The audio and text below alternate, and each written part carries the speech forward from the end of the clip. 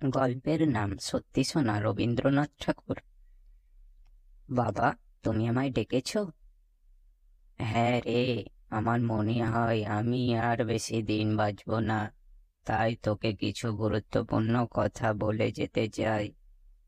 ছেলেটা ছিল খুব লোভী এবং অলস। বাবা, তুমি কোথায় যেন সোনা লুকিয়ে রেখেছ, সেটা বলবে না? হ্যাঁ বাবা, সেটা বলবো বলেই তো ডেকেছি তোকে। ওই যে আমাদের চাষের জমিটা আছে, ওর নিচেই পোতা আছে সেই লোকানো সোনার তাল।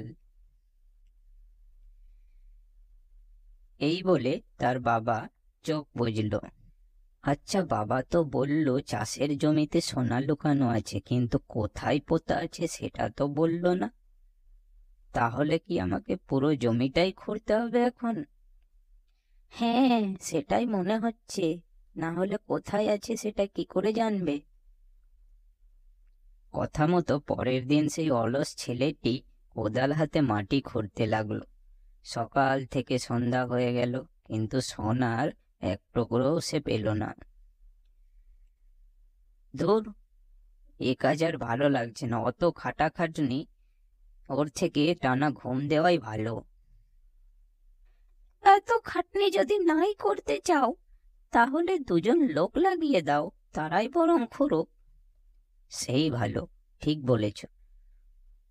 পরের দিন সে জমিতে দুজন লোক লাগিয়ে দিল। আচ্ছা, ওরা যদি সোনা পেয়ে যায় তাহলে সরিয়ে ফেলতে আর কতক্ষণ, তুমি বরং ওদের সাথে থাকো। হ্যাঁ, ঠিক বলেছ, বরং কোদাল নিয়ে আমি ওদের সাথে মাটি খুঁড়ি, তাহলে ওদের ওপর নজর রাখতেও সুবিধা হবে। এভাবে করতে করতে পুরো জমিটাই কয়েকদিনের মধ্যে খোঁড়া হয়ে গেল, কিন্তু সে সোনার টিকিটাও দেখতে পেল না। বাবা আমাকে এভাবে বোকা বানালো, কোথাও কোনো সোনা টোনা কিচ্ছু নেই। দেখো, জমিটা একেবারে চাষের উপযুক্ত হয়ে গেছে। যদি এখন আমরা ধানের বীজ ছড়াই তাহলে কিছুদিনের মধ্যেই তো বর্ষার জলেই ধানের চারা গজিয়ে যাবে, তাই না? তাহলে কি এখন আমাদের চাষ করতে হবে এই জমিতে? সেই ভালো, জমি যেহেতু খোঁড়া হয়েই গেছে তাহলে এবারটা চাষ করাই ভালো। কথা মতো পরের দিন সে বীজগুলো ছড়িয়ে দিল। ইতিমধ্যেই বৃষ্টি শুরু হলো, মাঠ সবুজ ধানে ভরে গেল।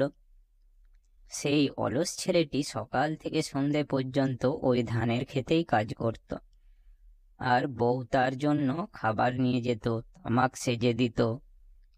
ওগো, একবার দেখে যাও। হ্যাঁ গো, একবার দেখে যাও, জমিটাতে সোনা ফলেছে, বাবা তো সত্যি বলেছিল। একদিকে সোনার মতো ধান। ঠিক ঠিক, তাই তো। তারপরে সেই ধানগুলো কেটে বাজারে নিয়ে গিয়ে বিক্রি করে দিল এবং এক থলে টাকা পেল। এত টাকা যে চাষ করে পাওয়া যায় তার অলস ছেলে কখনো ভাবেইনি। সত্যি সত্যি, বাবার কথা মতো জমির নিচে তো সোনাই লুকানো ছিল। বাবা একদম ঠিক বলেছে, তাই না? তাহলে বন্ধুরা, আজকের গল্প থেকে তোমরা কি শিখলে? যে পরিশ্রম করলে নিশ্চয়ই ফল পাওয়া যায়, কখনো তা ব্যর্থ হয় না, তাই তো?